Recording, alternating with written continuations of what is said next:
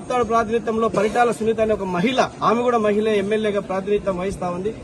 ఆ గ్రామంలో 9వ తరగతి బాలిక పైన వాళ్ళ అమ్మ మెంటలీ డిజార్డర్, వాళ్ళ అమ్మకు మతిస్థిమితం లేదు, వాళ్ళ నాన్న చనిపోయాడు.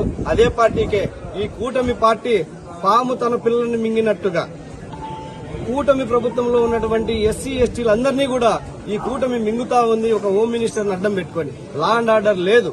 లా అండ్ ఆర్డర్ కావాలంటే రెడ్ బుక్ నుండి ఆదేశాలు రావాలా, ఆమె ఏదన్నా ప్రెస్ మీట్ మాట్లాడాలంటే రెడ్ బుక్ నుండి ఆదేశాలు రావాలా. మరి అలాంటి సమయంలో ఆ ఏడుగుర్రాలపల్లిలో ఆ అమ్మాయిని 6 నెలలుగా పుస్తకాలు ఒడిలో పెట్టుకుని పోల్చిన అమ్మాయిని కూటమి కబంధ హస్తాలలో, కూటమి కామాంధుల చేతుల్లో నలిగిపోతా ఉంటే ఈ రాష్ట్రంలో తల్లిదండ్రులంతా కూడా ఒకసారి ఏడుస్తా ఉన్నారు. దళిత బిడ్డలుగా పుట్టి మేము ఎందుకు పుట్టామా అని చెప్పి, ఈ కూటమిని ఇందుకైనా తెచ్చుకున్నామని చెప్పి ఏడుస్తా ఉన్నారు. ఒక్కసారి తల్లిదండ్రులు కూడా ఆలోచించండి. ఈ రాష్ట్రంలో మరి హోమ్ మినిస్టర్ కూడా మహిళే కదా, హోమ్ మినిస్టర్ కూడా పిల్లలు ఉన్నారు కదా. మరి ఈ పరిస్థితి రాకోకుండా ఉండాలంటే కనీసం ఆమె స్టేట్మెంట్ ఇచ్చిందా, కనీసం వచ్చి పరామర్శించిందా? పరామర్శించదు. ఎందుకంటే రెడ్ బుక్ నుండి ఆదేశాలు రావాలా. రెడ్ బుక్ నుండి ఆదేశాలు ఇస్తే ఉటావుటినా రాప్తాడికి వస్తుంది, లేదా వచ్చి ప్రకాష్ రెడ్డి అన్న నువ్వు రాజకీయం చేస్తున్నావు, ప్రకాష్ రెడ్డిని అరెస్ట్ చేయండి అని చెప్పి పోలీసులకు హుకుం జారీ చేస్తారు. పోలీసులు కూడా రాజ్యాంగబద్దంగా ఎక్కడ వ్యవహరించలే. మొన్ననే చూసాం రాప్తాడు కాన్స్టిట్యూన్సీలో సుధాకర్ బాబు ఎంత విచ్చలవిడిగా మరి ఆయనకున్న పరిధిని వదిలేసి ఒక టీడీపీ కార్యకర్త కన్నా నీచంగా ప్రవర్తించిన తీరు చూసాం. దాన్ని గట్టిగా ఎదుర్కొన్నాళ్ళండి ప్రకాష్ రెడ్డి గారు. ఇట్లాంటి పప్పులు ఉడకవు. గాని మొన్ననే మహానాడు పెట్టారు కడపలో.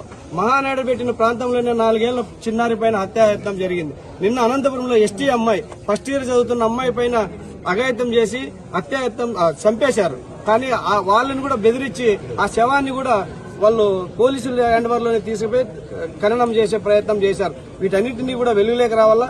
గతంలో ఇంకొక విషయం చెప్తున్నా ఈ వేదిక ద్వారా, మీ మీడియా ద్వారా, దళిత ప్రజాప్రతినిధులు ఈ రాష్ట్రంలో నోరు మూగబోయింది. ఈ రాష్ట్రంలో దళిత ప్రజాప్రతినిధులు మాట్లాడాలంటే పక్కనే ఎంఎస్ రాజు ఉన్నాడు. అక్కడ ఏదో వైఎస్ఆర్ పార్టీనో లేదో జగన్మోహన్ రెడ్డి గారు ఎక్కడో పోయి పరామర్శించాలంటే నోరు వేసుకొని మాట్లాడతాడు. ఈ రోజు పక్కన ఉన్నటువంటి ఒక దళిత మహిళ నువ్వు దళిత ఉద్యమం అని చెప్పి చంద్రబాబు నాయుడు మోచేతి కింద తాకట్టు పెట్టి ఈ రోజు ఎమ్మెల్యే అయినావు.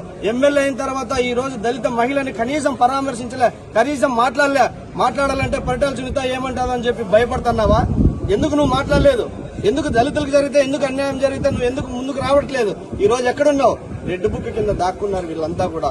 ఆ పాపకు కేసుని భయభ్రాంతులు చేయాలని చెప్పి ప్రయత్నాలు జరుగుతున్నాయి. అటువంటివి జరగకోకుండా ఖచ్చితంగా 14 మంది కూడా యాక్షన్ తీసుకోకపోతే మేమంతా దళితులంతా కూడా పెద్ద ఎత్తున ధర్నా చేసి ఇంకా ఉద్యమాన్ని తీవ్రతం చేస్తామని తెలియజేస్తాము.